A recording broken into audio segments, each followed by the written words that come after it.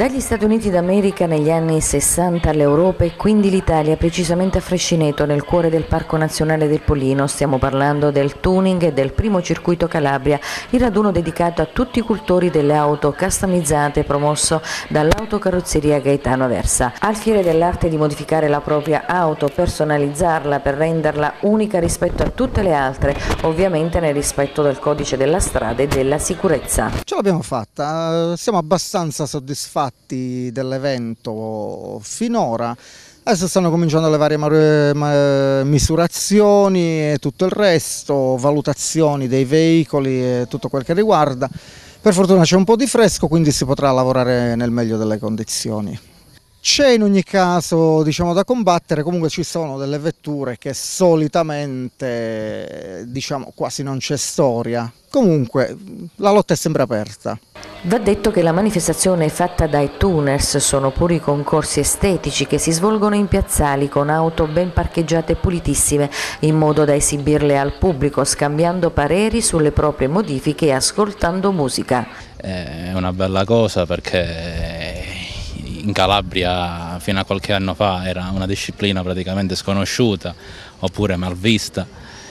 Ci prendevano per magari trasgressori della legge o del codice della strada, invece siamo soltanto degli appassionati che abbiamo molta creatività, come potete vedere. Frascineto, dicevamo, è stato teatro del primo evento facente parte del circuito Calabria Tuning, varie le gare in programma che hanno riguardato, per quanto concerne il tuning, le categorie estreme, hard, soft ed easy, mentre le gare di rombo hanno visto sfidarsi le auto a benzina e diesel. In palio ovviamente diversi premi, mentre a fare da contorno alla manifestazione diversi spettacoli curati dalla scuola di danza Bolero diretta da Rossella Muscolino e dal coreografo Francesco Sangineto e giochi di animazione curati dall'intrattenitore della manifestazione Carlo Catucci.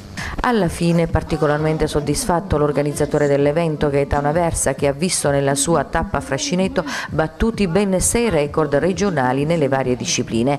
In chiusura il saluto del primo cittadino Francesco Pellicano e dell'assessore al turismo e spettacolo Carolina Sangineto, più che soddisfatti dell'evento e dell'indotto economico e turistico che la manifestazione ha portato nel piccolo paese Arbrescia, infondendo coraggio all'organizzatore ad andare avanti, assicurandogli la vicinanza dell'amministrazione comunale. Innanzitutto un complimento va a Gaetano, era qui, non so dove è andato, Gaetano Aversa, che ha creduto in questa cosa, ha veramente voluto e ha insistito affinché si facesse questa tappa proprio qui a Frascineto. È stato difficile ottenerlo, però ci è riuscito proprio perché crede nella promozione turistica e in quello che Frascineto offre. Per quanto riguarda i premi speciali, quello decretato dal pubblico presente se lo ha aggiudicato proprio Gaetano Aversa con la sua Nissan 350Z. Poi alla fine tutti in rueda.